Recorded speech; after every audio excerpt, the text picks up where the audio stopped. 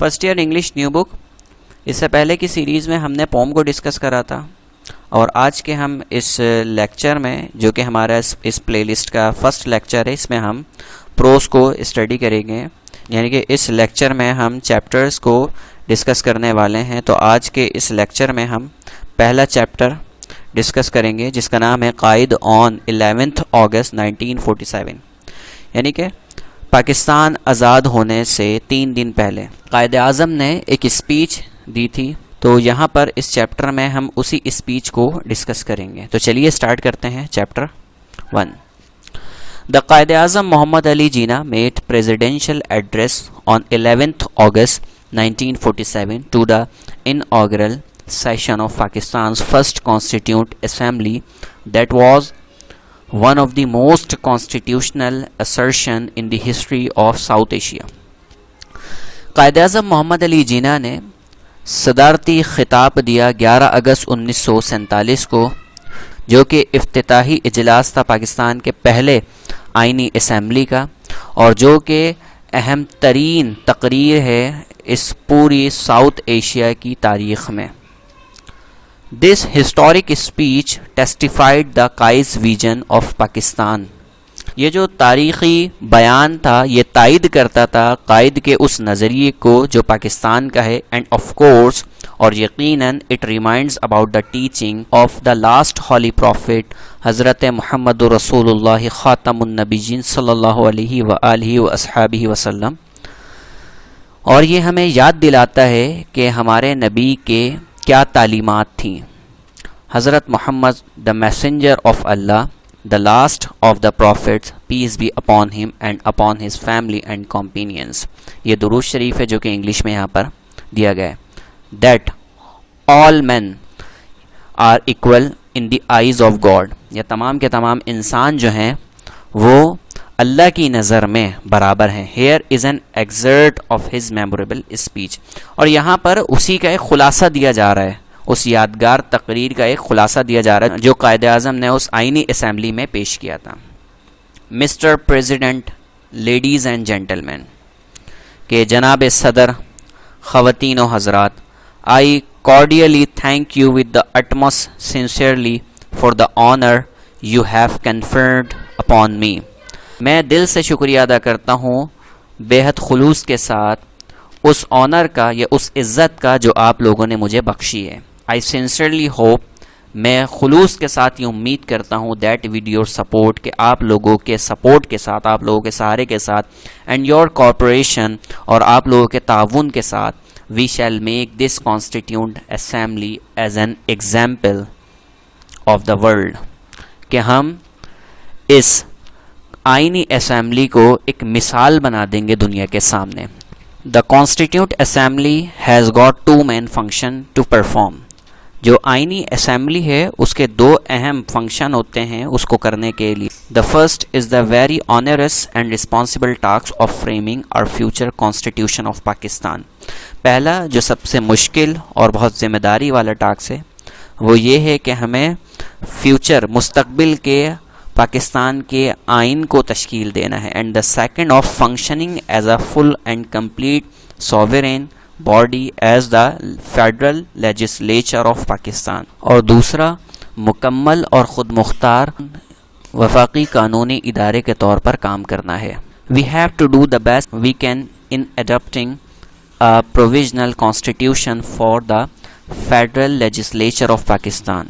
ہمیں پاکستان کی قانون سازی کے لیے ایک عارضی طور پر آئین کو اڈاپٹ کرنے کے لیے ہر بہتر سے بہتر کوشش کرنی ہے. You know really that not only we ourselves are wondering, but I think the whole world is wondering at this unprecedented cyclonic revolution which has brought about the plan of creating 2 independent sovereign dominions in this subcontinent. آپ جانتے ہیں کہ نہ صرف ہم بلکہ میرا خیال سے پوری دنیا ہی حیران ہے اس بے مثال طوفانی انقلاب پر جس نے برصغیر میں 2 آزاد ریاستوں کا منصوبہ بنایا ہے. This mighty subcontinent with all kinds of inhabitants has been brought under a plan which is titanic, unknown, unparalleled. یہ طاقتور برصغیر جو ہر قسم کے باشندوں سے بھرا ہوا ہے، ایک ایسے منصوبے پر عمل کرا ہے جو بہت ہی بڑا ہے، نامعلوم ہے اور لاسانی ہے۔ Dealing with our first function, ہمیں ڈیل کرنا ہوگا پہلے فنکشن سے۔ The first and the foremost thing, پہلا اور سب سے پہلا that I would like to emphasise is this, میں پسند کروں گا اس چیز کی تاکید کرنا، remember that you are now a sovereign legislative body and you have got all the powers, کہ یاد رکھو کہ آپ سب ایک خود مختار قانون ساز ہیں اور آپ کے پاس تمام کی تمام پاور ہے۔ It therefore places on you the gravest responsibility as to how you should take your decision، تو یہ چیز ایک بھاری ذمہ داری لاتی ہے کہ آپ کو کیسے اپنے فیصلے لینے چاہیے۔ The first duty of the government is to maintain law and order، کہ پہلا کام جو گورنمنٹ کو کرنا ہے وہ امن و امان کو برقرار رکھنا، so that the life، تو جو کہ زندگی، property, mall and religious belief اور مذہبی عقائد آف اٹس سبجیکٹ، یہ اس کے سبجیکٹ ہوں گے، are fully protected by the state, یہ تمام کی تمام چیزوں کا حفاظت کا ذمہ اسٹیٹ کا ہے۔ دا سیکنڈ تھنگ، اور دوسری چیز دیٹ اکرز، جو محسوس ہوتی ہے ٹو می، میرے کو، از دس، وہ یہ ہے، ون آف دی بگیسٹ کرز، سب سے بڑی لعنت یا سب سے بڑی بیماری، from which India is suffering, جس میں انڈیا مبتلا ہے، از برائبری، وہ رشوت ہے، اینڈ کرپشن، اور کرپشن ہے۔ That really is a poison, یہ واقعی ایک زہر ہے۔ We must put that down, ہمیں اس کو لازمی ختم کرنا ہوگا، ود این آئرن ہینڈ، آہنی ہاتھوں سے، and I hope that you will take adequate measures as soon as it is possible for this assembly to do so, اور میں امید کرتا ہوں کہ معقول اقدامات کیے جائیں گے اس کے اوپر جتنا جلدی اس اسمبلی سے ہو سکے۔ بلیک مارکیٹنگ از اندر کرز، ذخیرہ اندوزی ایک اور بیماری ہے۔ Well I know that black marketers are frequently caught and punished, بہرحال میں جانتا ہوں کہ جو بلیک مارکیٹرز ہوتے ہیں، یعنی کہ ذخیرہ اندوز جو ہوتے ہیں، وہ آسانی سے پکڑے جاتے ہیں اور سزا دے دیے جاتے ہیں۔ Now you have to tackle this monsters, اب تم لوگوں کو قابو پانا ہوگا ان بلاؤں پر، which today is a colossal crime against society in our depressed condition, جو کہ ایک بہت بڑا جرم ہے سوسائٹی کے خلاف۔ I think they ought to be very severely punished, میرا خیال سے کہ ان کو بہت سختی کے ساتھ سزا دینی چاہیے، because they undermine the entire system of control and regulation of food stuffs and essential commodities, کیونکہ یہ جڑ ہیں اس پورے سسٹم کی، اس پورے سسٹم کو کنٹرول کرنے والوں کی، غذائی اجناس کی اور ضروری اشیاء کی، and cause wholesale starvation, اور انہی کی وجہ سے فاقہ کشی آ جاتی ہے۔ The next thing that strikes me is a legacy, اگلی چیز جو مجھے متاثر کرتی ہے وہ ورثہ ہے which has been passed on to us، جو کہ ہمیں ملا ہے along with many others things، جیسے کہ بہت ساری دوسری چیزیں ملی ہیں، good and bad، اچھی اور بری، has arrived this great evil، انہی میں سے ایک ہمارے پاس پہنچی ایک عظیم بلا، the evil of nepotism and jobbery، وہ بلا جو اقربا پروری کیے اور جوبری یعنی کہ اپنے عہدے کا غلط فائدہ اٹھانا۔ نیپوٹزم کہتے ہیں یعنی کہ اقربا پروری، اقربا پروری سے مراد یہ ہے کہ اپنے رشتہ داروں کو، اپنے قریبی لوگوں کو آگے بڑھانا اور میرٹ کو کچل دینا۔ دس ایول مسٹ بی کرش ریلنٹلیسلی، کہ اس بلا کو ہمیں ضرور کچلنا ہوگا بے صبری سے۔ I want to make it quite clear, میں آپ کو بالکل واضح کر دینا چاہتا ہوں that I shall never tolerate any kind of jobbery, nepotism or any influence directly or indirectly brought to bear upon me، کہ میں آپ کو بالکل واضح کر دینا چاہتا ہوں کہ میں کسی بھی قسم کی جابری کو برداشت نہیں کروں گا، نیپوٹزم کو برداشت نہیں کروں گا، اور اس کے اثرات جو ڈائریکٹلی مجھ تک پہنچیں یا انڈائریکٹلی مجھ تک پہنچیں، میں ان سب کو کسی کو بھی برداشت نہیں کروں گا۔ Now if we want to make this great state of Pakistan happy and prosperous، اب ہم چاہتے ہیں اس عظیم ریاست کو، پاکستان کی، کہ وہ خوش رہے اور ایک عظیم بنے۔ We should wholly and solely concentrate on the well-being of the pupil. ہمیں چاہیے کہ مکمل طور پر ہولی اینڈ سالڈ، اس کا مطلب ہوتا ہے مکمل طریقے سے، ہمیں مکمل طریقے سے کنسنٹریٹ کرنا ہے کہ ہم اپنے لوگوں کو کیسے اچھا بنائیں، and especially of the masses and the poor, اور خاص طور پر اکثریت اور جو غریب ہیں. If you will work in cooperation, اگر آپ تعاون کے ساتھ کام کریں، forgetting the past، اور ماضی کو بھول جائیں، burning the hatches، اور لڑائی کو معاف کر دیں، you will bound to success، تو کامیابی آپ کا مقدر ہوگی. if you change your past and work together in a spirit that every one of you، اگر آپ اپنا ماضی چینج کر دیں and work together، اور کام کریں ایک ساتھ in a spirit that every one of you، ایک جذبے میں جو آپ میں سے ہر ایک میں ہے. نو میٹر، کوئی مسئلہ نہیں، ٹو وٹ کمیونٹی، کے کس کمیونٹی سے ہیں آپ، کلر کس رنگ سے ہیں آپ، کاسٹ کس نسل سے ہیں آپ، کریڈ اور کس مسلک سے ہیں آپ. He she belong in first second and last a citizen of this state with equal rights. آپ میں سے ہر ایک، وہ لڑکا ہو یا لڑکی، تعلق رکھتا ہے پہلا، دوسرا یا آخری شہری اس ریاست میں برابر کے حقوق، پریویلیجز، انعامات یا رعایات، اینڈ obligation اور فرائض. We should begin to work in that spirit, and in course of time all these angularities of the majorities and minorities communities. ہم سب کو شروع کرنا چاہیے کام ایک جذبے کے ساتھ، اور وقت کے ساتھ ساتھ یہ ساری چیزوں کے پہلو پر جو میجورٹی کے ہیں اور مائنورٹی کمیونٹیز کے ہیں، ان سب کے اوپر ہمیں کام کرنا ہے.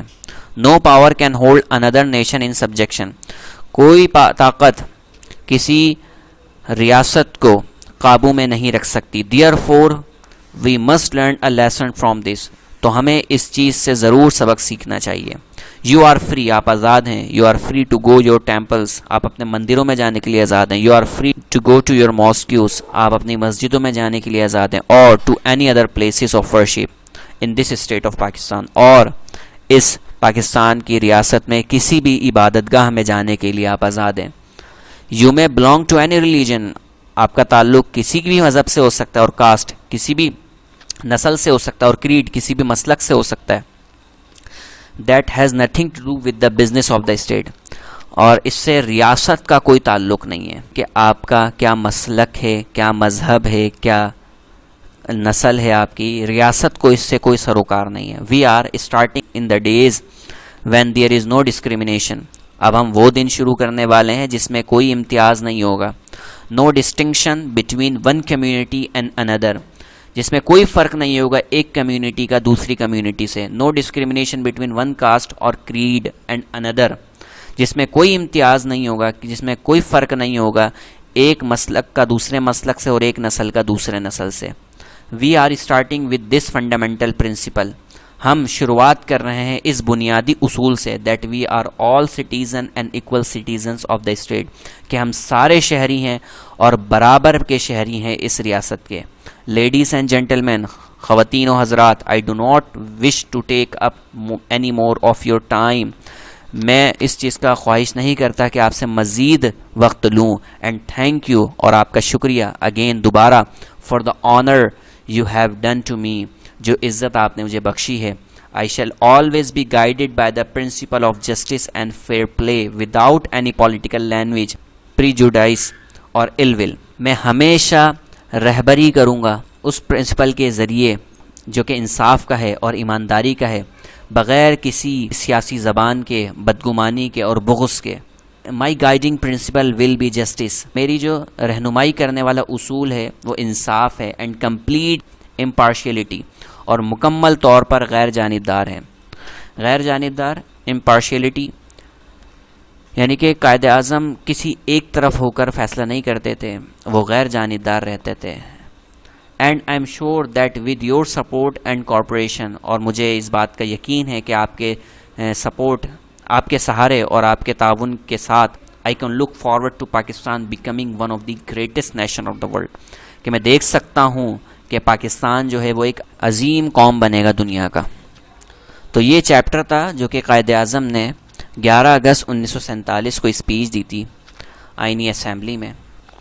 جی تو اسٹارٹ کرتے ہیں ایکسرسائز نمبر 3. پہلا جو ایم سی کیو ہے اس کا، the Quaid Azam was speaking to the constituent assembly at, کہ قائد اعظم جو تھے وہ خطاب کر رہے تھے کانسٹیٹیوشن اسمبلی میں، یعنی کہ آئینی اسمبلی میں. کس لیول پر کر رہے تھے؟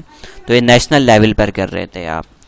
دا main function of the constituent assembly was to, کہ جو بنیادی فنکشن ہے آئینی اسمبلی کا کرنے کے لیے وہ کیا ہے؟ وہ بیسکلی ہے میک کانسٹیٹیوٹ، کہ آپ نے آئین بنانا ہے. تو سب سے پہلا جو ہمارا مقصد تھا وہ آئین بنانا تھا. According to the Quaid Azam cyclonic revolution meant a wave of, Quaid Azam کے مطابق جو سائیکلونک ریولوشن تھا مینٹ اے ویو آف، یہ کس لہر کے نتیجے میں آیا تھا؟ تو یہ بیسکلی ریولٹ یعنی بغاوت کی لہر کے نتیجے میں آیا تھا. The main task of the government according to the Quaid Azam is to, جو بنیادی ٹاسک ہے گورنمنٹ کا کرنے کے لیے قائد اعظم کے مطابق وہ کیا ہے؟ وہ ہے میک لا اینڈ آرڈر، امن و امان کو برقرار رکھنا.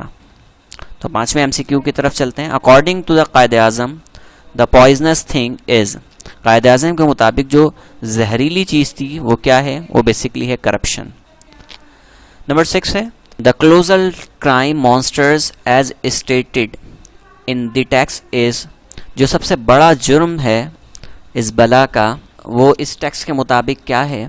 وہ ہے بیسکلی بلیک مارکیٹنگ. نمبر 7 ہے آن 11 اگست 1947 قائد اعظم واز اسپیکنگ ٹو، کہ 11 اگست 1947 کو قائد اعظم جو ہے وہ خطاب کر رہے تھے. کس سے؟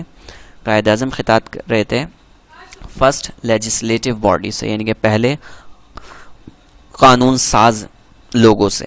The first legislative body was bestowed with, جو پہلی قانون ساز باڈی ہے وہ دی گئی ہے کس کے ساتھ؟ فل آف پاورز کے ساتھ. یعنی کہ قائد اعظم نے کہا تھا کہ آپ لوگوں کو تمام کی تمام پاورز دے دی گئی ہیں، تو آپ نے بہت سوچ سمجھ کے فیصلے کرنے ہیں. نمبر 9 ہے the thing that was already prevailing in the continent, کہ وہ چیز جو پہلے ہی غالب آئی ہوئی تھی ہمارے کانٹیننٹ کے اوپر، بر صغیر کے اوپر، آفٹر پارٹیشن کے بعد، واز، وہ کیا تھی؟ وہ بیسکلی نیپوٹزم تھی. تو وہ نیپوٹزم تھا یعنی کہ قرابہ پروری تھی جو پارٹیشن کے بعد بھی ہمارے اوپر غالب آئی ہوئی تھی. The guided principle of the Quaid Azam Muhammad Ali Jinnah are, کہ رہنمائی کا جو اصول تھا قائد اعظم محمد علی جناح کا وہ یہ تھے. وہ کیا تھے؟ وہ basically justice and fair play, یعنی کہ انصاف اور ایمانداری. تو اس چیپٹر میں ہم نے قائد اعظم کی اس اسپیچ کو کور کرا جو آپ نے 11 اگست 1947 کو آئینی اسمبلی میں پیش کری تھی.